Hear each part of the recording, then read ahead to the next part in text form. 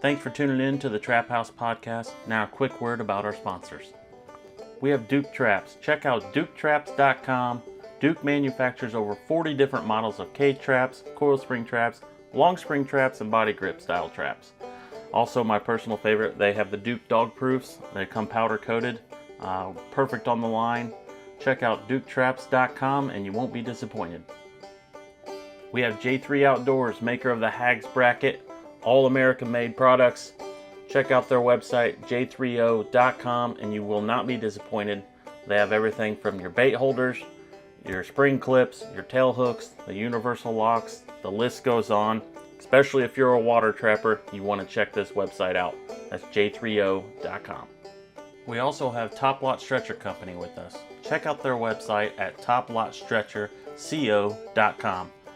Top Lot Stretcher Company handles all your wooden stretcher needs, along with pelt handling supplies and trapping supplies. Check out their website at toplotstretcherco.com.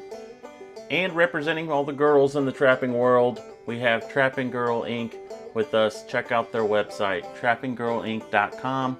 They have awesome apparel for the females. There's also kids apparel, lures and baits, things you could use out in the field. Check out their website, trappinggirlinc.com. And there's only one true way to start out the trap line in the morning, and that's with a nice hot cup of coffee from traplinecoffee.com. Check out their numerous collections. They have Trapline Blend, a Kodiak Blend, and my favorite, a Cherry Red Blend, all available at traplinecoffee.com. Also, be sure to check out Weeby Knives. That's weebyknives.com. They have skinning knives, fleshing knives, all your fur handling tools. Check out weebyknives.com. Need a place to sell your fur? Check out Groenewald Fur and Wool Company. They're the largest and most experienced direct receiver of wild fur with over 50 plus years of experience. Their website is gfwco.com. And last but not least, Hoosier Trapper Supply. Check out our website, HoosierTrapperSupply.com, home of the Top Dog Predator Bait and Jet Fuel Predator Lure. We got all your trapping needs, trapping scents and baits, deer scent, and apparel. Check out HoosierTrapperSupply.com.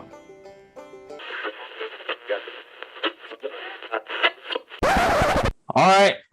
Welcome back to another Trap House podcast. It's been a minute. It has been a while. We got two guests today. Justin and Corey's with us. They're from Canada.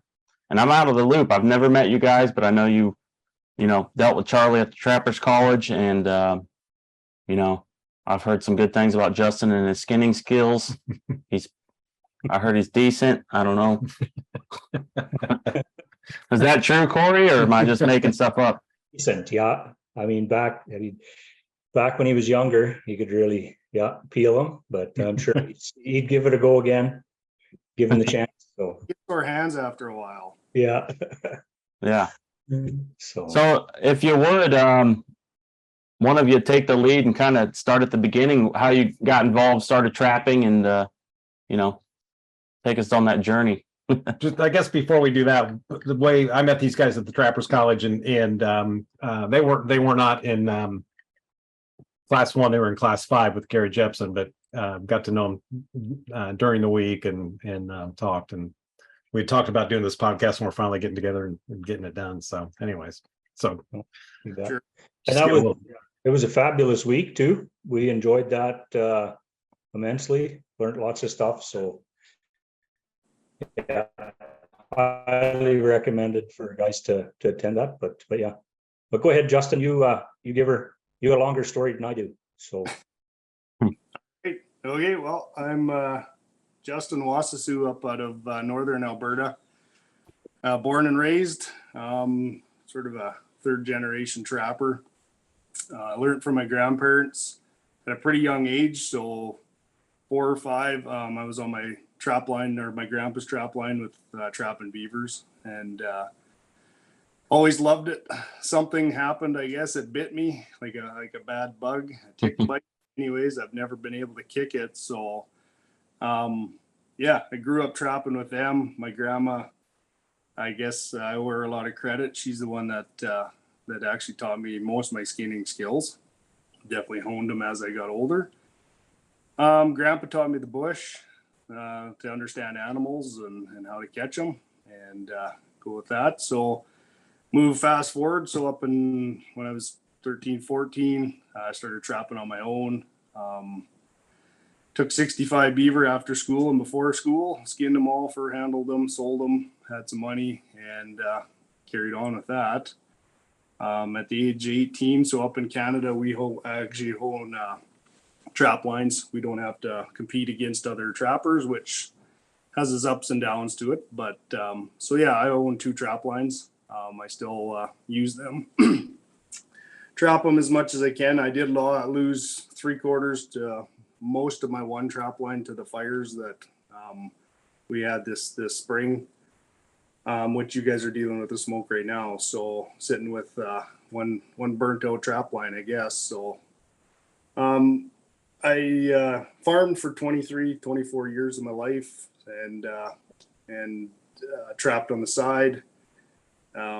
Pursued it a little harder. I got asked to be part of a predation control on a grazing reserve for some cattle, about 4,000 or 5,000 head of cattle up on a 10,000 acre pasture, and managed to eliminate quite a few wolves and take some problems away, and got to liking it and seeing sort of a different line on trapping and problem wildlife. So pursued that, did a lot of beaver work for oil companies, private landowners.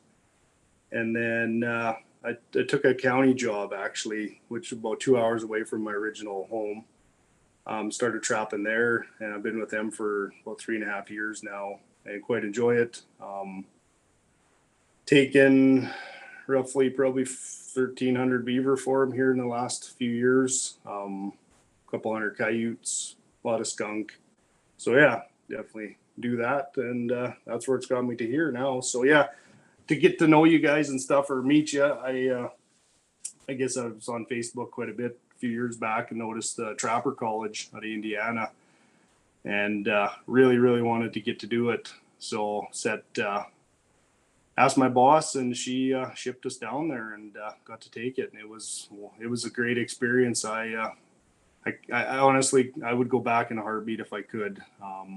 I've taken instructions from Craig O'Gorman, Dan Kyle Lay out of BC for wolf trapping, Gordy Clausen for wolf trapping. So some good information, and that's key to this trapping world, is get to know people and get familiar with different instructions and use them. It can benefit you real fast. So that's, I guess, my story.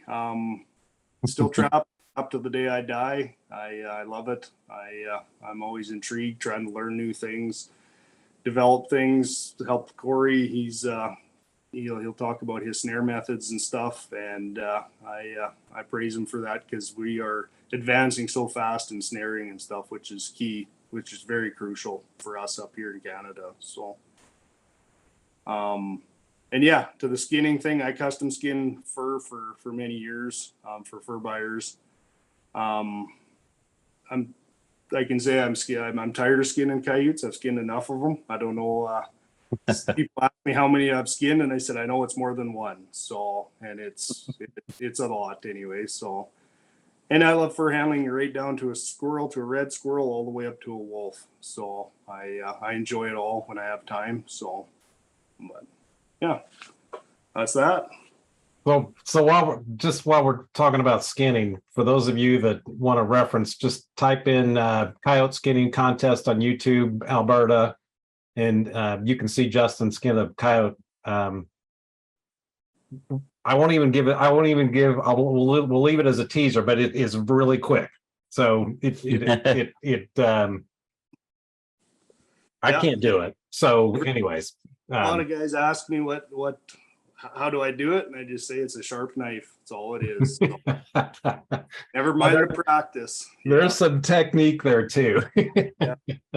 No, and I have to hand it to a lot of guys. Like there's Ryan Dimchinsky out of Saskatchewan. He's one guy that was fairly fast at skinning coyotes, still is to this day, and taught me tricks and stuff to go with it. So yeah, anyways, So I think Corey's up next. So I didn't have much bush trapping experience when I was younger. I picked it up.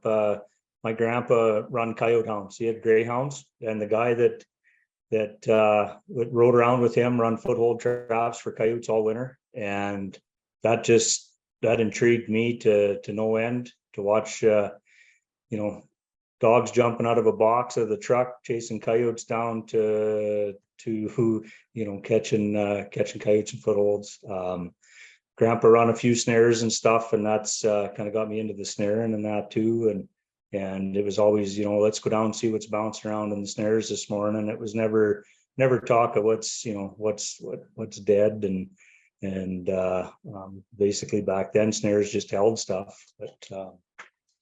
But I did that, and then growing up, just doing the coyotes, and we got badgers and stuff like that around home, and then I got into knowing some guys with trap lines and being able to get out on catching lynx and bobcats and stuff with guys, and really got me going. But I love chasing marten boxes and stuff like that. That's like Christmas Day. I love doing stuff. I don't know if there's something about it, like being out in the bush and that.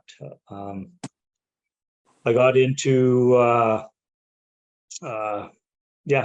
just into the snaring business, lights out snaring, and then just developing different techniques and different parts of kill springs and trigger systems, and kind of got going with that.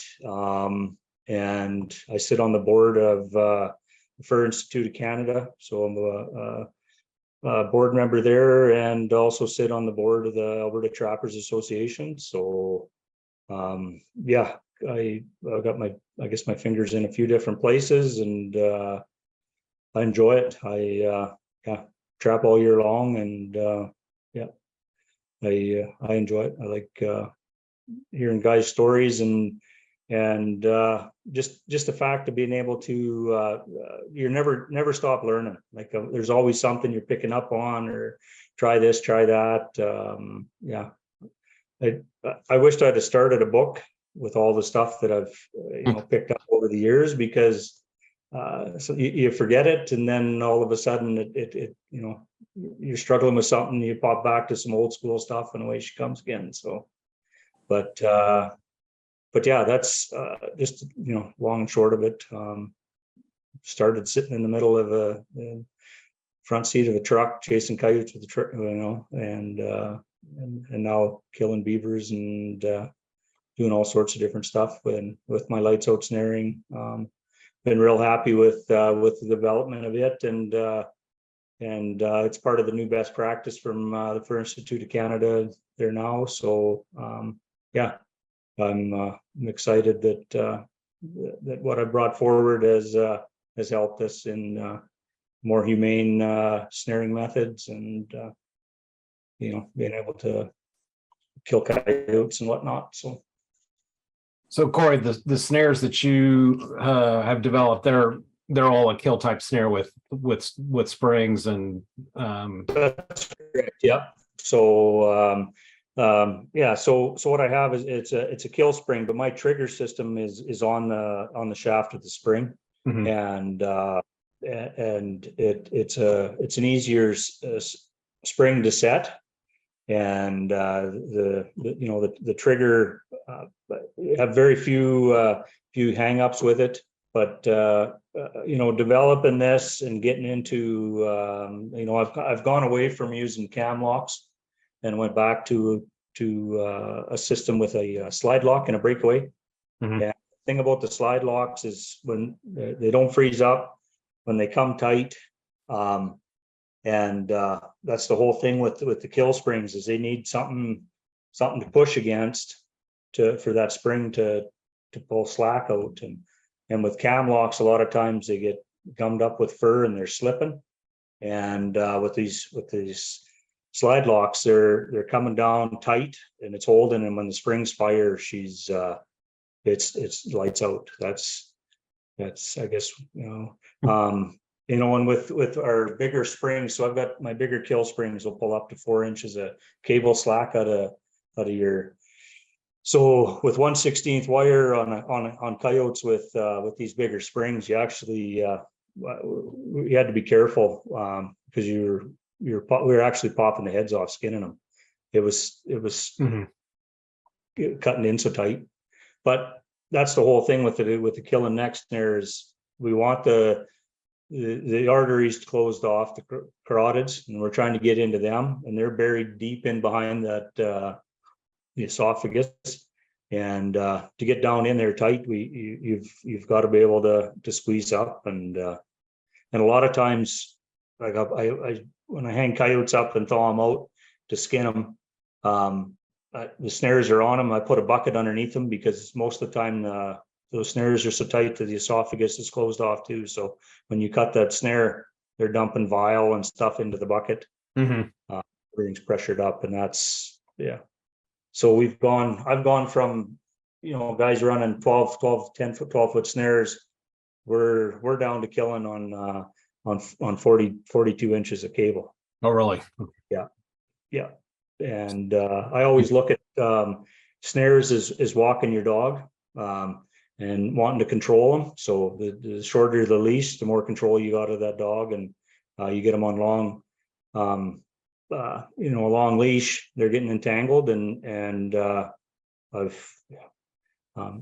I've gone away from. I don't want to see the entanglement because of some of the horror stuff I've seen on video because of it. But I like coyotes just laying out on the trail, change the snare out, reset, and go. Like I've got spots that are 25, 30 plus coyotes out of one spot, and just keep cycling them through.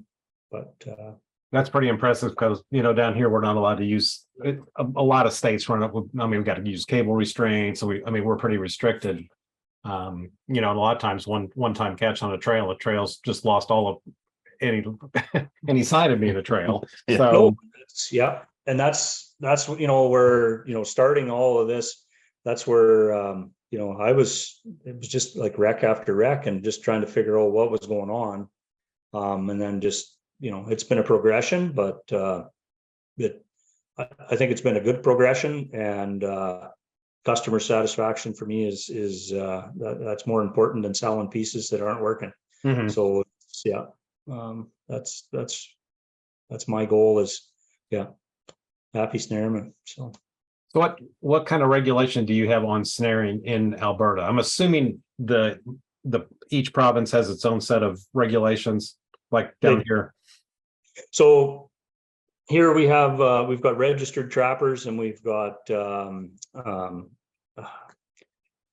I'm drawing a blank now. We got your registered trappers, and then just your resident trappers. Yeah, resident. There you go. Geez. The so, and you can run free hanging snares throughout Alberta, and when you're there's no check times on our snares here, so we can go. You can set at the beginning of the season, pull them at the end of the season without checking. And anybody collecting fur isn't doing that.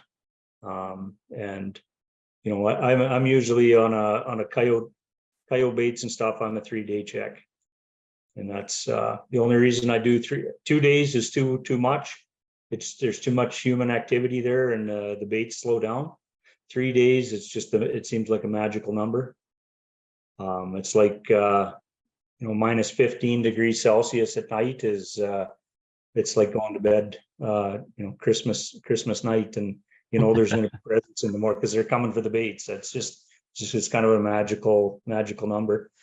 But that's there's no, we're running breakaways, you know, breakaways on our snares, the kill springs and stuff, but they're I guess for us they seem like they're pretty tight regulations, but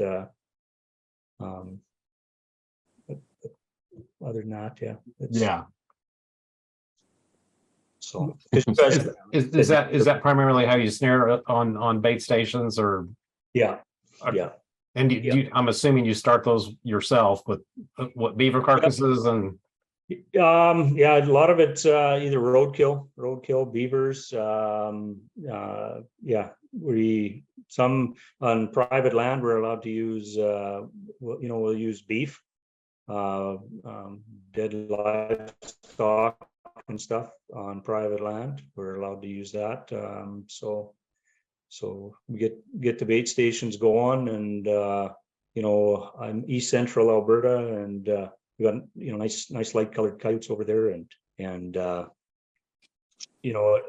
average bait station, you're anywhere from 20 to 40 coyotes, I guess. I mean, it's a pretty big average, but yeah. throughout the season then. Yeah, that's right. Okay. And yeah, there's it's probably nothing to pick up 150, 200 coyotes in a season, just plunking around at it. So, and there's guys though that over here, friends of ours that they're 500 coyotes, and they work at it, but it's impressive. That's impressive. So I guess you guys have excellent quality coyotes, certainly compared to most. What kind of market are you, since the coyote market is suffering right now, what kind of market are you guys, where are you at? Oh, I'll let Justin answer that one, because it's low for us. It's low, but I guess, yeah. So everything sort of fell apart here in the last 2 years or year and a half. But on an average for good product coyote, we're that $100 to $120 average. Right now, I think we're sitting. You'd be lucky if you get 30, 35 for a put up good coyote, which is sad. And I guess too, back to the snaring side of things. So up north here or whatever, like, I would love to be able to foothold for 3-4 months at a time, but we have such a little window to get our fur in the best prime condition. So say we are legally allowed to put footholds in October 1st. Guys do it, but they're still blue, like they're still pretty flat. So we don't do a lot of footholding other than for our problem wildlife and stuff, because overnight we can get a foot of snow, 2 feet of snow. Gets more and more, so we moved to snares where they shine. Like you can go into a bait station, hang out 24, 48 snares, whatever you choose, 6 snares, and they're active. Where a foothold, like you guys understand it, down there, like it's a lot of work to keep a trap line going with footholds when you're dealing with that's haunting you every day. So that's where, like, Corey systems and the snares and stuff, that's why so much of us up here strive to get to use the snares and try to get better snares for us to use. So we don't want to get into a scenario, nice coyote, good pelt, and it's worthless when you get there because it's stood there for way too long and chewed itself all up, rubbed his fur all off on the trees. Like, sooner we can dispatch it, the more the value is. And like Corey said, like 2, 3, 4 day checks, get out there, get your fur back into the fur shed where it's going to be getting put up and worth something, not mice chewed or raven chewed and worthless. So right now, back to that, I guess we're sitting at probably like a $20 to $40 average Canadian. So it is hard, and fuel's expensive up here right now. We're $1.50 a liter. You got to be pretty efficient to make money at it right now, and I don't think there's too many guys that are. And the sad part is a lot of guys rack their gear and they're not out trapping, and it's good for us problem wildlife guys because the fluctuation our work on that side gets more. But I'd rather see them animals get dealt with in a proper way and get used. Right. So when you're doing your nuisance work in the summertime, are you using foot traps or snares then too? We're pretty much foot traps, because accidental catches, same thing. Like, we do use breakaways, so we'll put 200 pound or the lightest breakaways we can. So if we're in dog area or bears or whatever, we can let them go. But I would say 95% of our work's with footholds in the summer. It's just more efficient, more easy. So you can be right on spot that way. Then you get a good junction where things are traveling, things are moving through. There might not be a good spot for a snare, but hey, two foot hole traps in there and you can do a lot of damage real fast. So On the I guess I didn't think about northern Alberta or Alberta having cattle ranches so much, but so is it coyotes and wolves both, or one worse than the other, or does it just depend on what the rancher's having trouble with? it varies in areas and stuff. I would say probably it's areas, I guess. Like the one area I went and took out quite a few wolves for the pasture, and I was taking coyotes too. I was there trapping. I had it on my permit, so I was taking coyotes as well. But as predation on the cattle themselves, it's more wolves. Like, yeah, the odd coyote might grab a calf or something, but when a wolf pack comes in and they muff out, 3-4 calves and chew up some other stuff like that's when you really start to notice it. Where a cow or a bigger calf or whatever, coyote typically they might if they get desperate, but most times they're all mouse and they're looking for something else. So yeah, it's areas, it varies. You get eastern, southeastern Alberta, there's not a lot of wolves down there that I know of. So, you get up in the North Country where we're at, it's mostly wolf predation on cattle up here. Do you have regulation on those wolves, or is it just pretty much if there's problems you can go take care of it?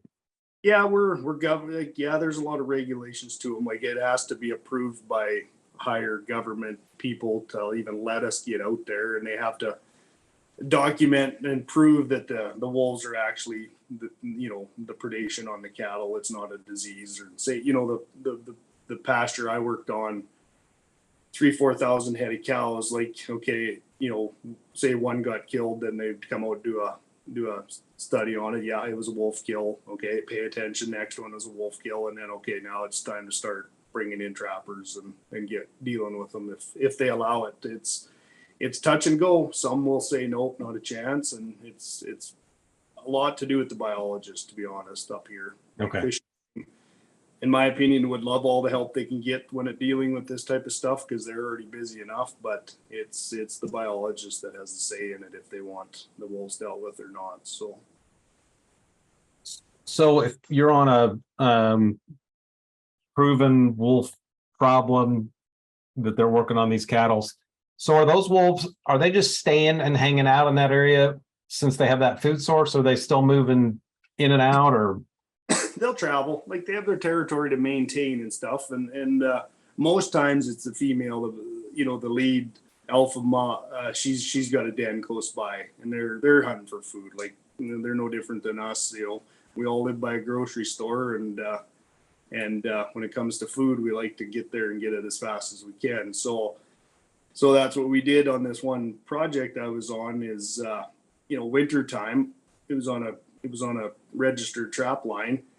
We trapped them when we did get some wolves, but they weren't there. Like, they were up in the hills, what I call the hills. They were hunting. They were looking for moose at that time, where the cattle got brought in say early May, and by June the wolves were there. They were killing. Like, they knew that the food source was there, and it was a good denning area. There's a big creek through there. She had dens set up, and that's where they hunkered down. But studying them or watching them with trail cameras and their tracks and stuff, they travel. Like, they would disappear for anywhere from 12 to 16, 18 days. They were totally gone, just ghosts. Couldn't cut a track, couldn't even see them, and then bang, one day, they're back. Mm-hmm. So, by that time you get learning them.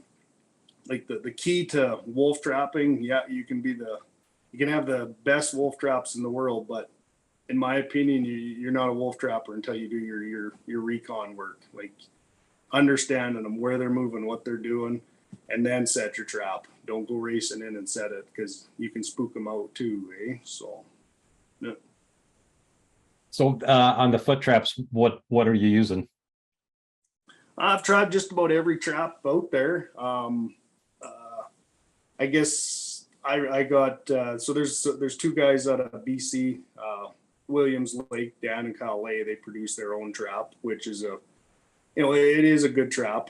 Dan has spent a lot of time and energy developing it, getting information from other guys and stuff. So, it's a good trap, good solid trap, powerful, pumps up through snow, pumps up through frozen ground.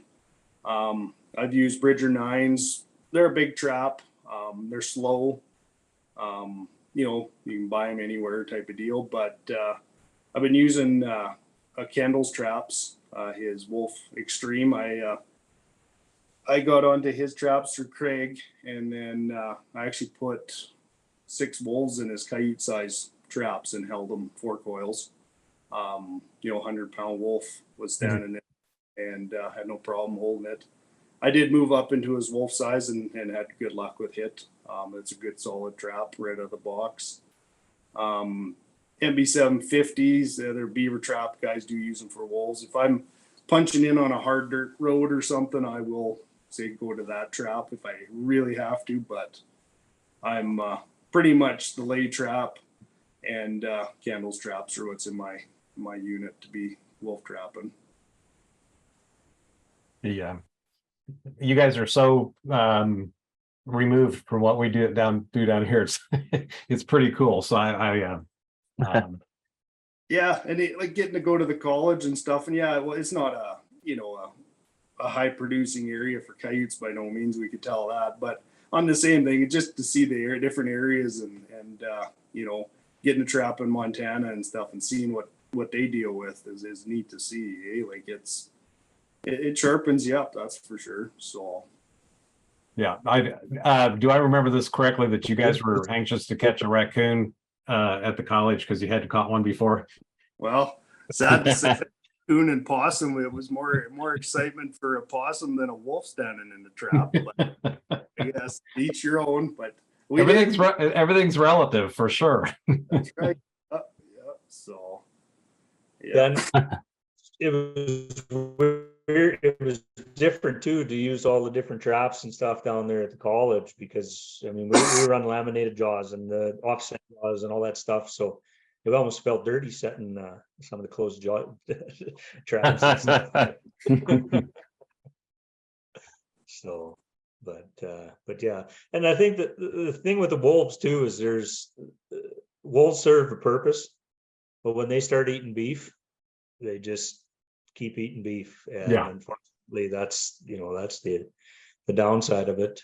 There's good packs of wolves, and if you have a good pack of wolves that don't touch beef, just manage them, you know. And yeah, so guys have gone in and taken out packs of wolves and that they've never had issues with, and the new ones that moved in were nothing but nightmares for them, right? So it's, you know, it's something to be mindful of too when you're doing it. But I think that's true on coyotes too. There are certain coyotes that are definitely a problem for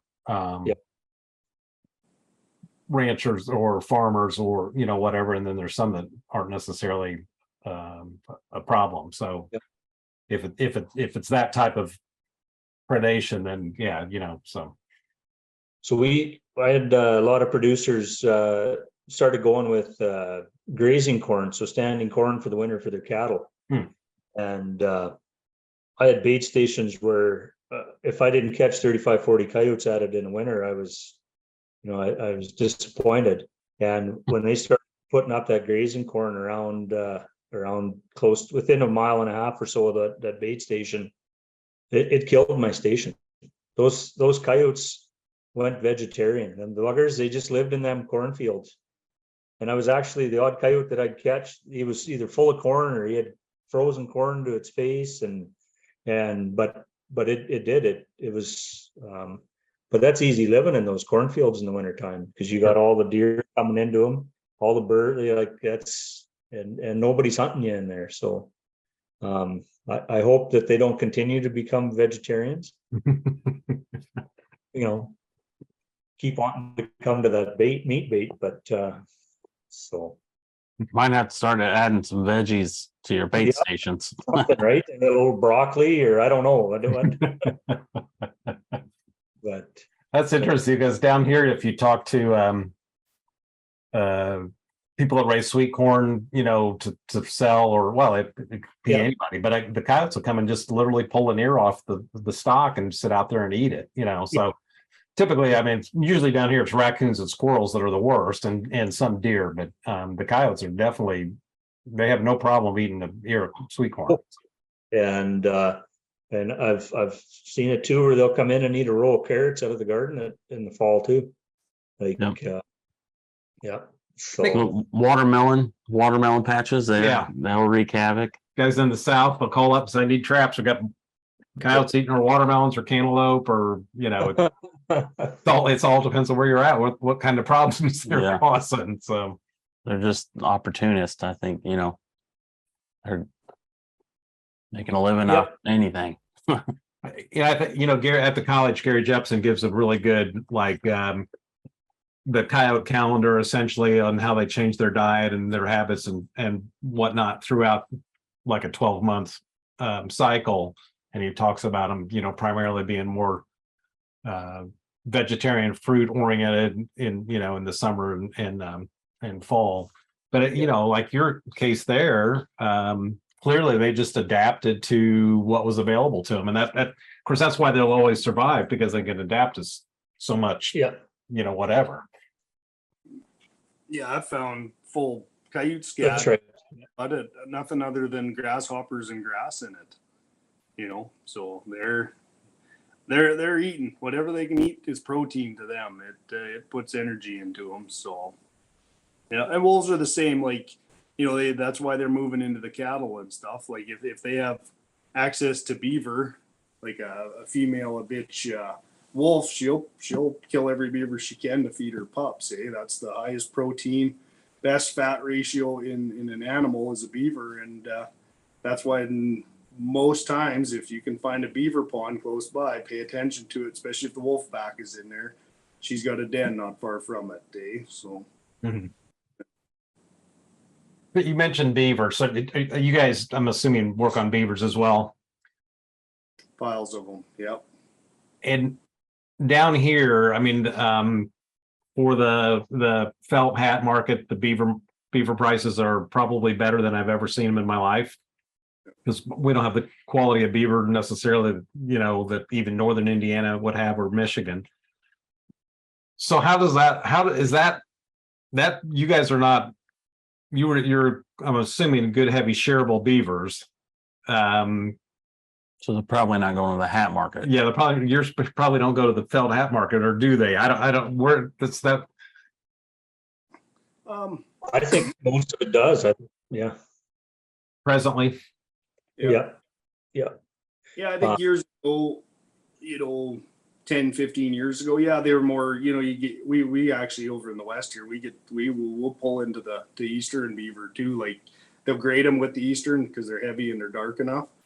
And, right now it's all felting. Like they any beaver you can get, like not so much summer flat beaver, but anything in the spring and stuff like that it's all to the market and heading get sheared, So, and we just seen that no different than you guys when they drained the warehouses, and all of a sudden it was a rampage to, for years you could skin the best winter caught beaver. I did it myself. I pulled 40, 50 beaver through the ice, worked like a bastard to do it, put them all up nice, like outer ring beaver on a beaver board, and you're lucky if you at the market you're getting $30 US for it, Like, to me, in my opinion, that's a $200 plus beaver, and we're giving them away. And you can catch a late spring beaver that's even bit and put it up, and you get $30-$35 for it right now. So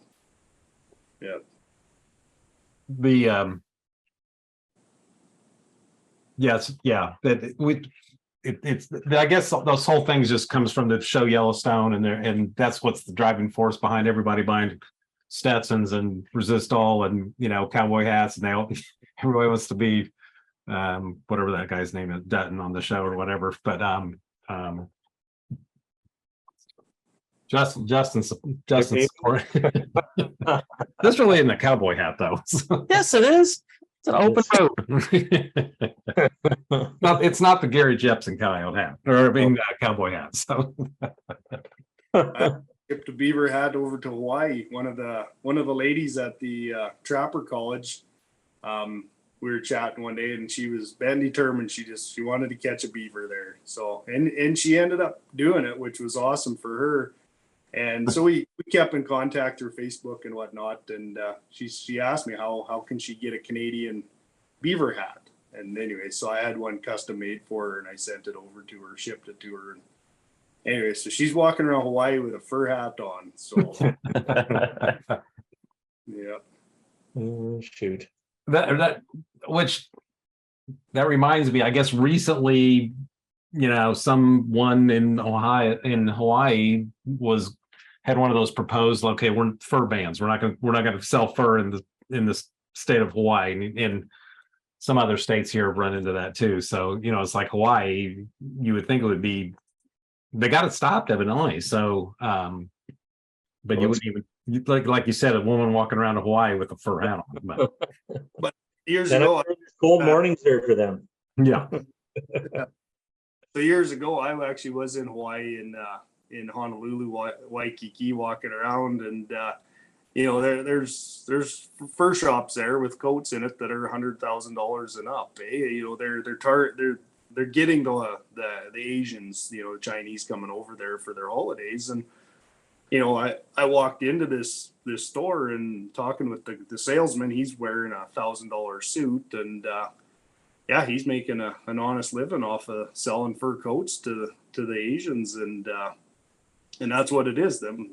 They're targeting them to shut them down, so we can't produce our fur and put it on people. Right.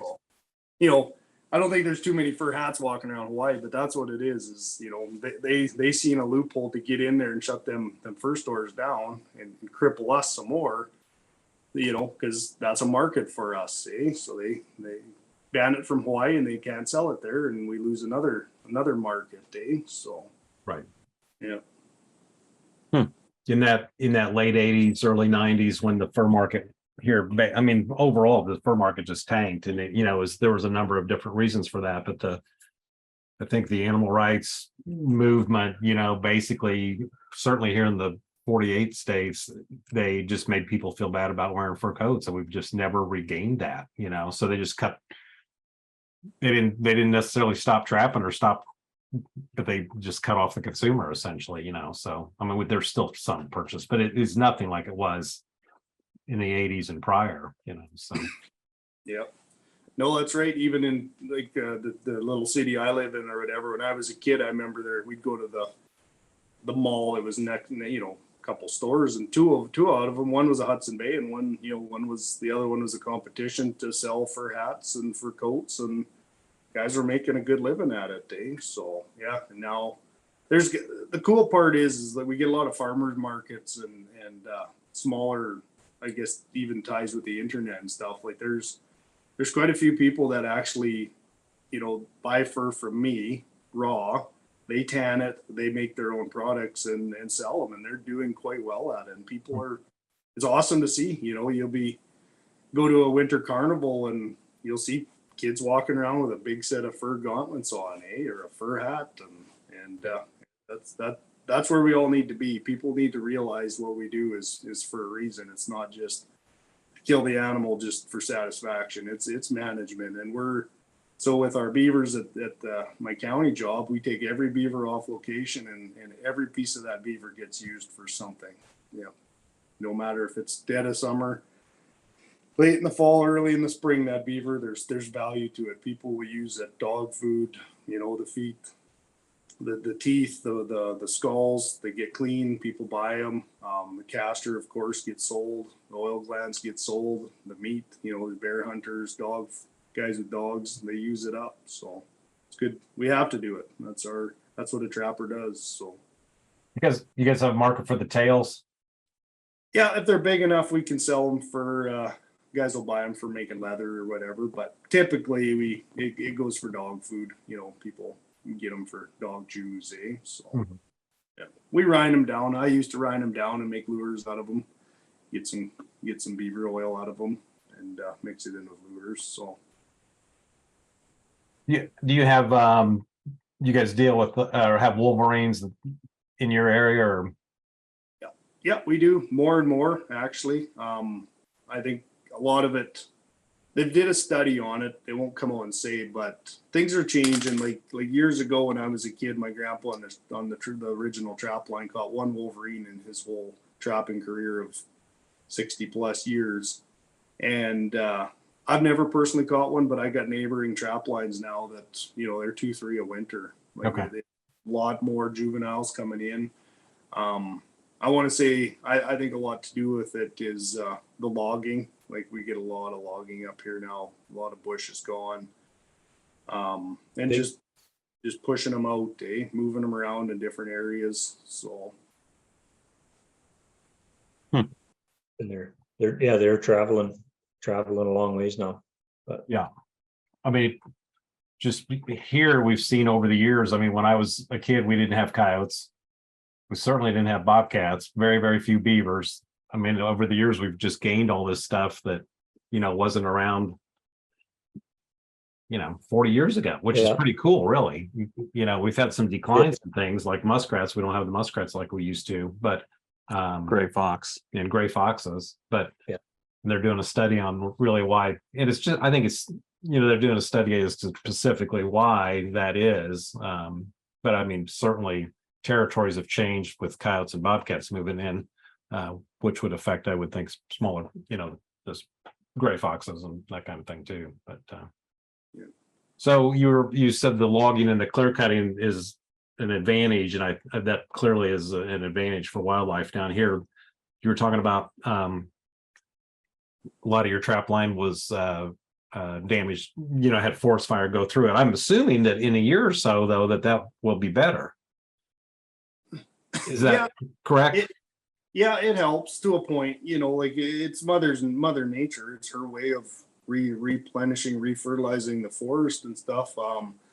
You know, it burns off a lot of habitat, I guess, but you know, it stems back down to the smallest little mouse. Like, you know, when I caught a lot of marten in a few years in my trap line. Like I was, you know, hitting 80 marten in a month and a half. And then they weren't in the big timber. I was catching them out in little poplar trees and, you know, a lot of grass underneath, and they were eating the voles under there is what they were. And, you know, they had typically, you know, grandpa trapped them in the squirrel dens and stuff, but we'd had some logging go on, and you know, it took about 10-15 years to them poplar all regrew. It was so thick in there, and the marten were just thriving in it, and I took advantage. There was a lot of juvenile marten that I harvested real fast and did good on them. So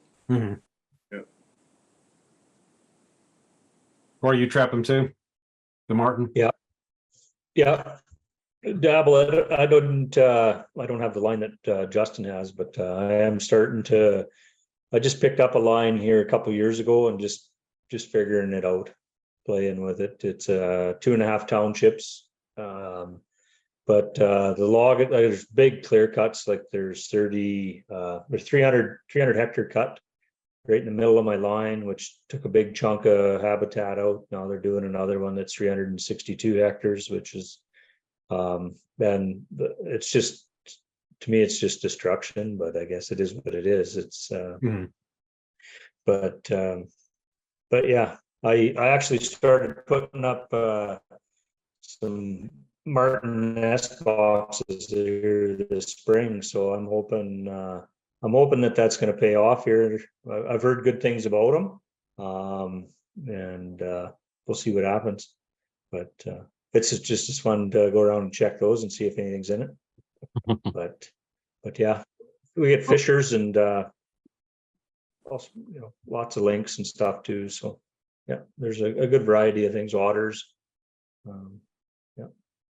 I mean, other than Justin, you know, for the rest of us, I would think a marten would be easier to handle than a coyote. But yeah, it is. Yeah, I might be able to beat him on skinning a marten, but we'll see. Yeah, they're a little faster, a little less grease to deal with. Yeah. That's definitely a bucket list of mine one day. Just get up there or get somewhere that has marten and fisher and catch just one. Yeah. Just kind of like you guys with the coon and possum, That's great. same thing. Well, Yeah. we could probably arrange something down the road. So like you were talking about, you have the two types of trappers you have. You said resident trappers. Yeah. And then you have what was the other- Registered. registered. So what's the difference between that? So I guess, yeah, so the registered trappers are they're the RFMA, so the registered fur management areas. So they've got a registered trap line. Registered lines are on crown land, a lot of crown land and stuff. The resident trappers, it's farmland, private land. Okay. And that's the difference between the two. So with a resident trapper, if you're footholding, you got to check every 24 hours. On a registered line, they give us a 48-hour check for footholds. Yeah. Okay. But any killing trap, there's no set check time for them here. So On the crown land, can people hunt that same ground, or is that just strictly yours? no, they can hunt it, but just you're the trapper. Yeah. Okay. Do you have a conflict with that then, or do you just try to avoid the hunting seasons? Yeah, you try to hunt or avoid the hunting seasons. I've run into a few hunters out there that I I feel safer not being there. Yeah. Yeah. That happens down here sometimes. Yeah. Yeah. And But for it's not population that we're dealing with up in a lot of this stuff. It's pretty low population. In the areas that I'm trapping anyway, and Justin too.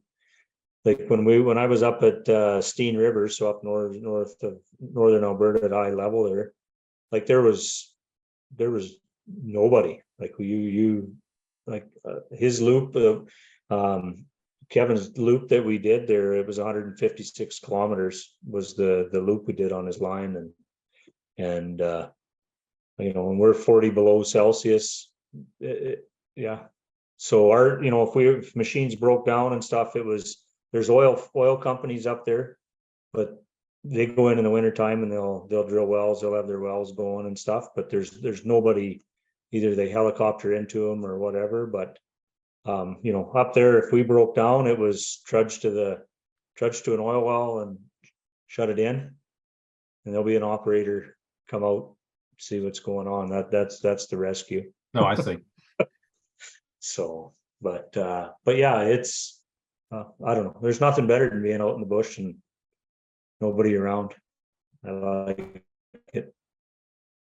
I'm a bit of a hermit, so yeah.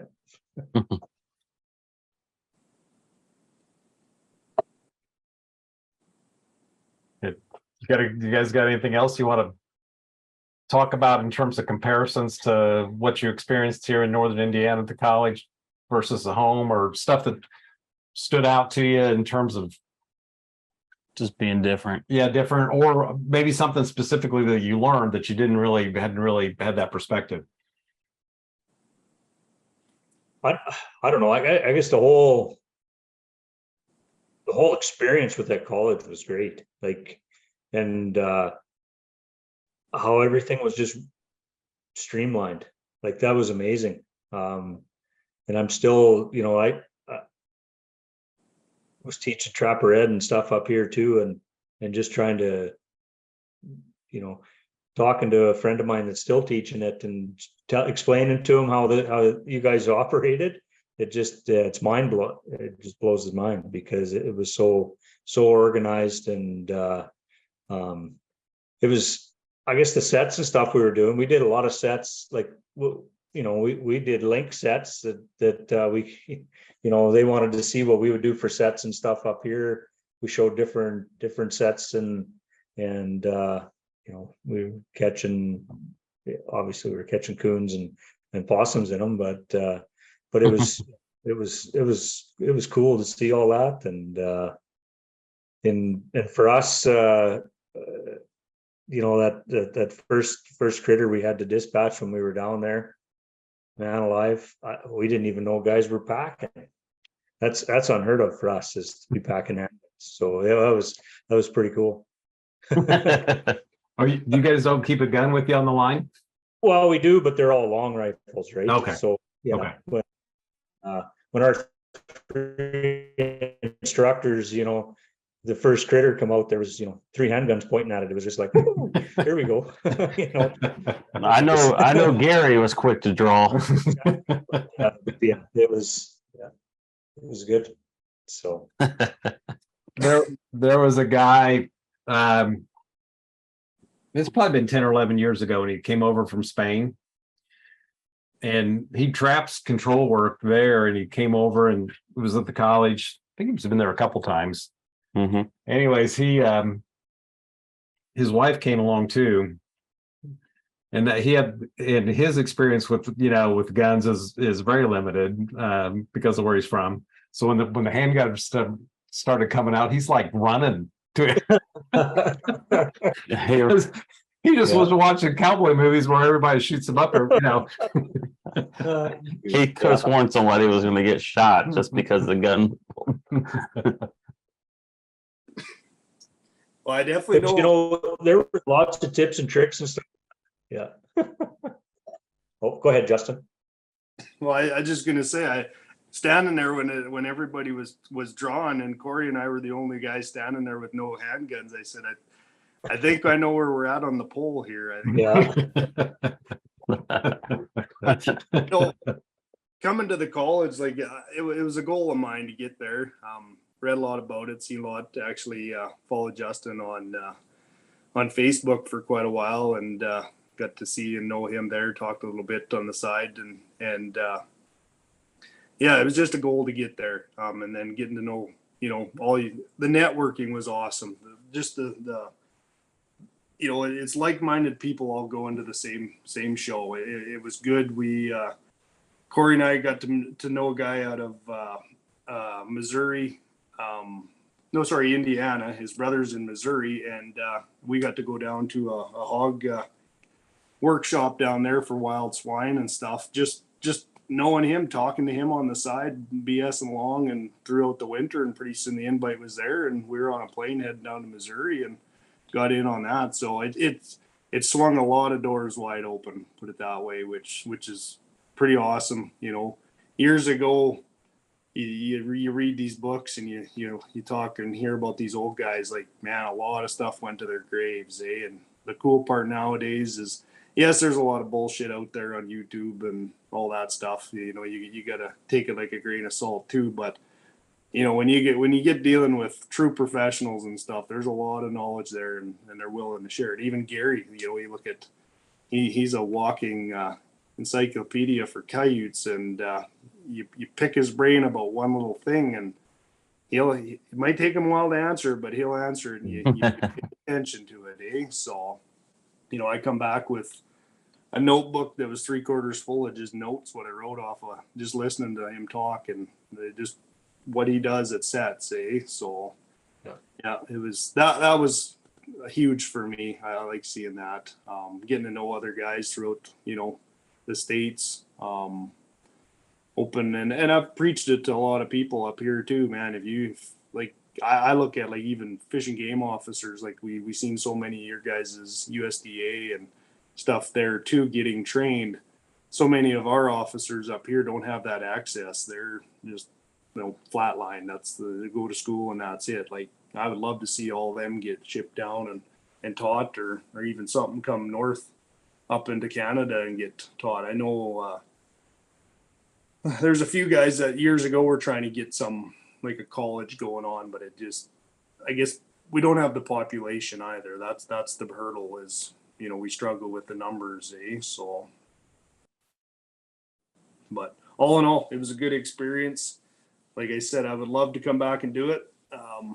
Didn't get a lot of sleep there, I'll tell you that. But other than that, it was good. Hospitality, great people, no complaints. I recommend to anybody that's wanting to get into trapping, honing trapping skills, and learn from the best. That's one of the best places to go. So, yeah. I think one of the key things too is, I think we took a lot out of that thing, out of going there, but we went there not knowing everything and wanting to learn something. And that's, I think, key to any of this stuff is there's something new. Sit down and listen and, get something out of it. So I know we were probably first one sitting in having coffee in the morning, waiting for breakfast, but I think it was just because we were sleep deprived. Yeah, by the end of the week, you're like a zombie just walking around. It's gracious, yeah. Yeah, for everybody that's listening, breakfast is at 6:30 and starts winding down about 9:30 at night, and there's classes after that if you want to stick around, or they're not mandatory. So we never missed a thing there. Like that was, it was real good. But and again, there was lots of little tips and tricks and stuff, even like beaver trapping that we brought back with me and using it. And I tell everybody about spraying the skunk down with misting it with water to calm it down, but I haven't don't know if it works or not, but I do tell lots of people to try it. the chloroform. that too, yeah. We don't get that up here, so okay. Yeah. But no, Doug had that said spraying it down with water, just keep misting it with water, calm them down or whatever, and but keep them from spraying.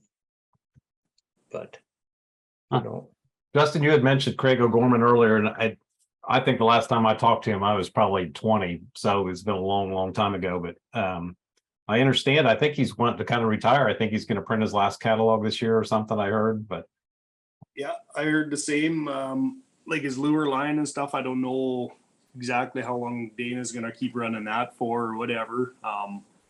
I really hope that someone carries it on. I hope they don't take it to their grave. It is,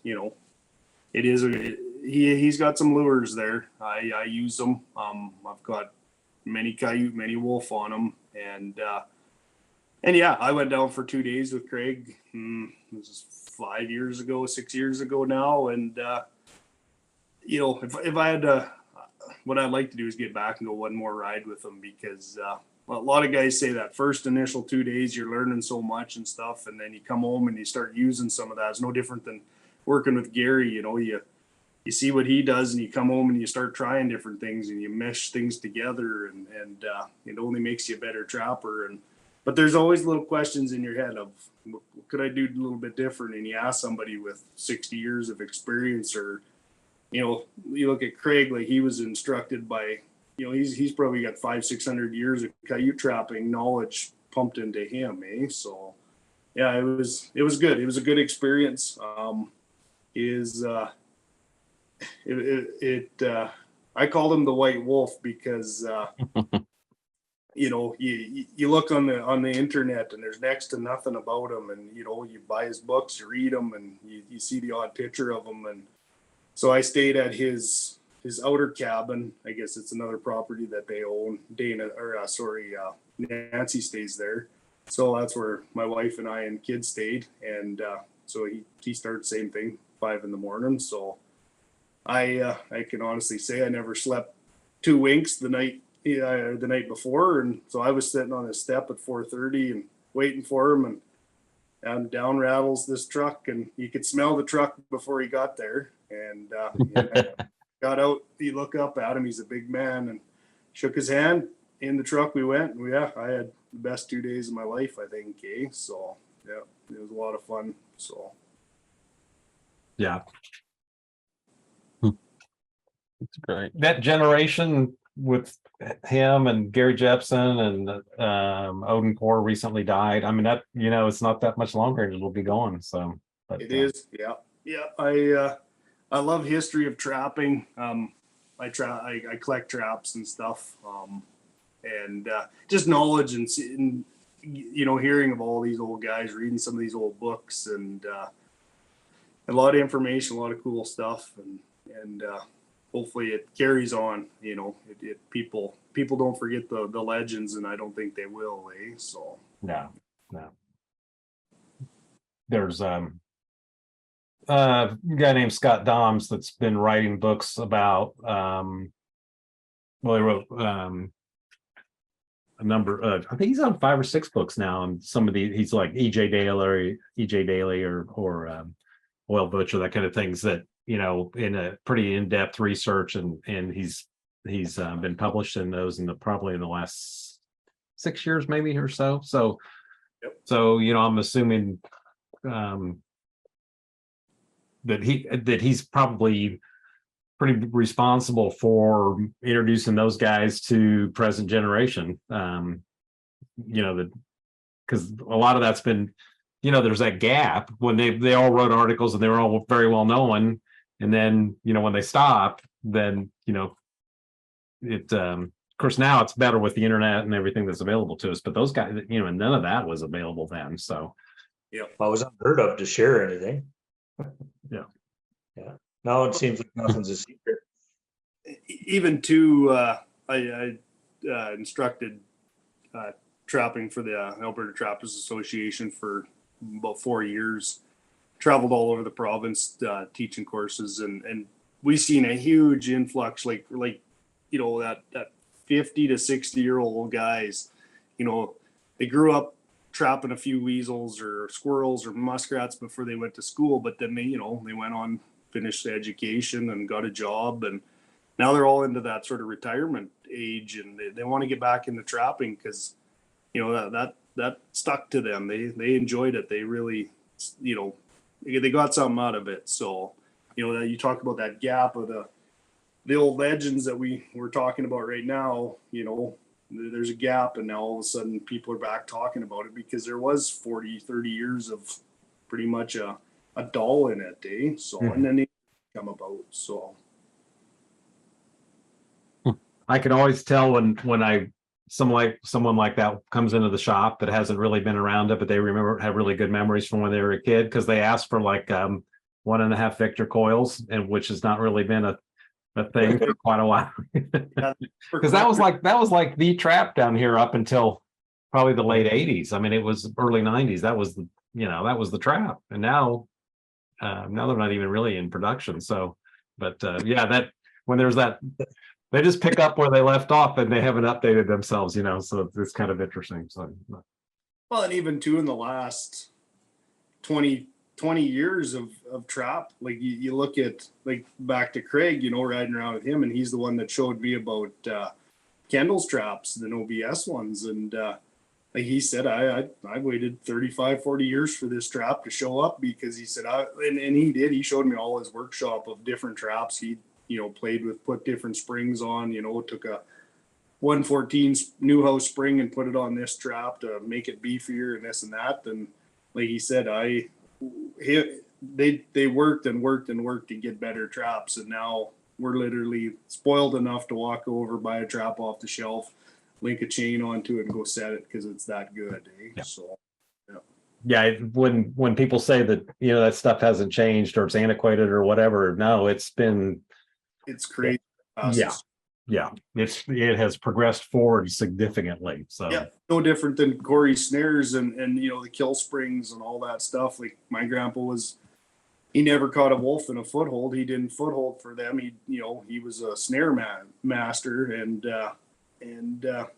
he was 1/8 cable, 1/8 lock, and killed a pile of animals, caught like a lot of coyote, a lot of wolf. But humaneness, I wouldn't say the best, but you know, you look at that was when I was just starting, so pretty much 30 years ago, 35 years ago, and now we're snuffing out coyotes in seconds. You know, it's a game changer.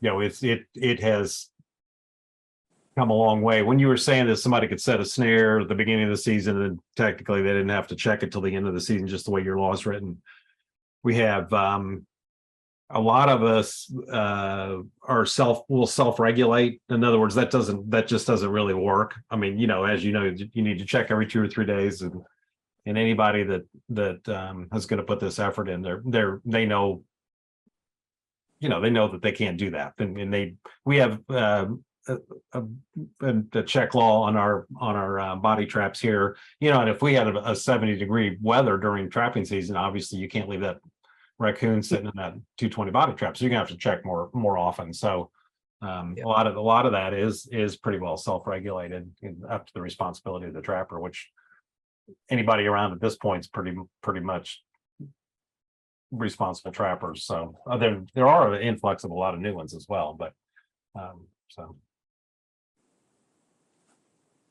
Yeah, we're the same. Like when it comes to check traps and stuff, like as for trapping for fur, you want the best quality, and the faster you get it to the fur shed, the quality is going to last. And when it gets to nuisance control and stuff, like, I look at it as a safety for people. We have a lot of bears, grizzly bears, black bears up here. So, you catch, yes, we don't have to go back legally and check that trap in a certain amount of time, but me as a professional trapper, I owe it to the animal. I had to remove it and get it out of there. And I want to look after it. And I don't want to get eaten by a black bear or grizzly bear either, with some beaver that's, decaying and not in good shape. So, rule of thumb, if the weather's hot, like we're hitting 28, 30 degrees Celsius here, which is hot to us, cool to you guys. But, we're every day, check the trap every day. It's just common sense, and you get the animal out of there and deal with it before. Now we got a grizzly bear in somebody's backyard that didn't need to be there. So, yeah. So how do you handle that if you get a grizzly in a foothold? You get a big stick. Yeah. No. No. I've only caught one grizzly bear in a trap, and it actually broke the trap to the point where it took off. Okay. If you do say you were to latch one in a wolf trap and it held it, you fish and game get involved. They come in, sedate it, and take the trap off, and everybody pack up and stand back. So I've seen them in foot snares.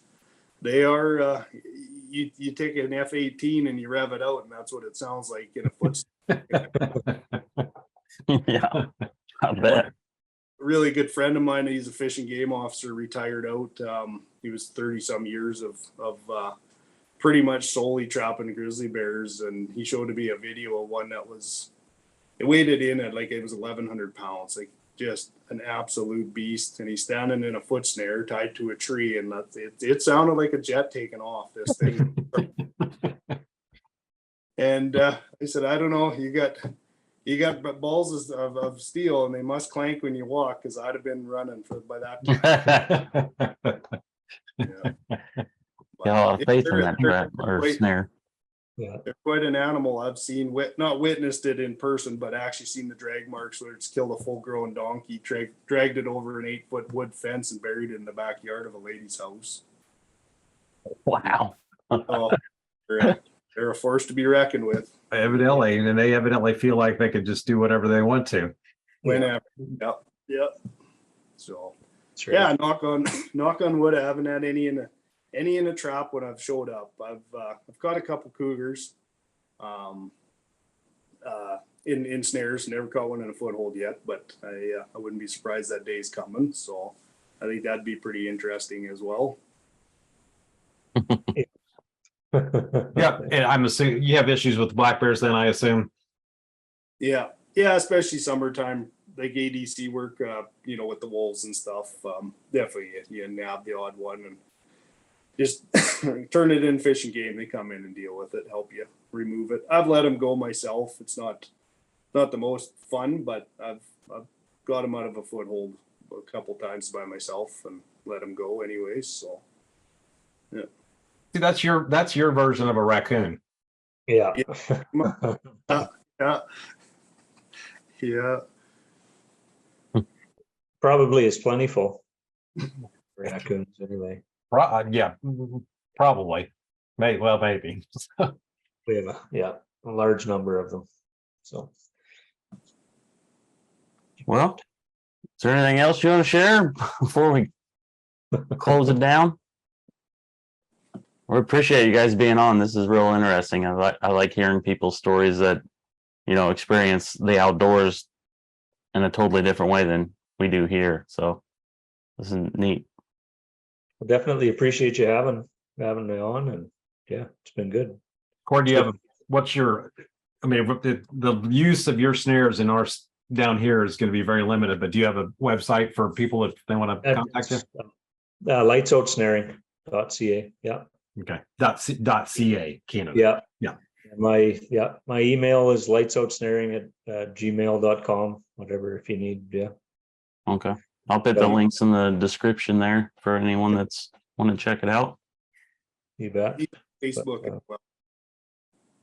Yeah. There's a Facebook account. I'm not on Facebook, but my better half looks after the Facebook end of things. So yeah. So Did you have anything you want to add, Justin?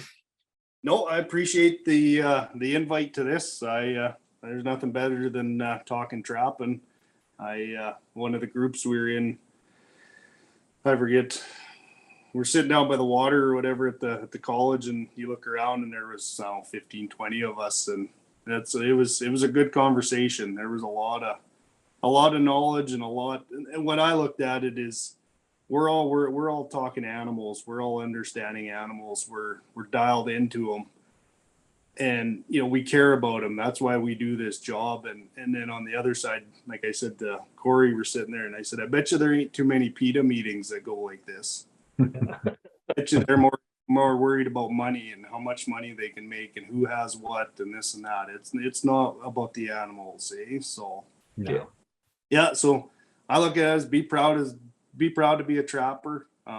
Look after Mother Nature, and hopefully she looks after us. And I appreciate the invite to getting on the podcast with you guys, and good meeting you. It was a pleasure to meet you, Charlie, down in person, and one day we'll get to meet in person, I'm pretty sure, Justin. So Yeah, it'd be great. Be awesome. Maybe we'll do a follow-up to this one in a year, in a season or so. So Sure. Yeah. check in on you guys, and because Things change. things change. And just like Justin said, people like hearing other trapping experiences from a different part of the country. So awesome. yeah. And maybe Justin will be able to skin a coyote for you. Yeah. Missed that, Justin. Yeah. I'll sit back and watch gladly. Yeah. Justin skins plenty of them, but he just doesn't skin them in as fast as you. No. Mine usually come in all, working at a taxidermy shop. People bring them in that have gut shot it, and it's been in the back of their truck for 3 days, getting rained on, and now and it's rigor mortis, and it's But it's already gone limp. it's went back the other way, and just they're not ideal if you're trying to break world records skinning times, put it that way. Yeah. It does take a good coyote to do it in a short amount of time. Yeah. So. Yep. All right, guys. Well, You sure appreciate it. yep, we'll be in touch, I'm sure.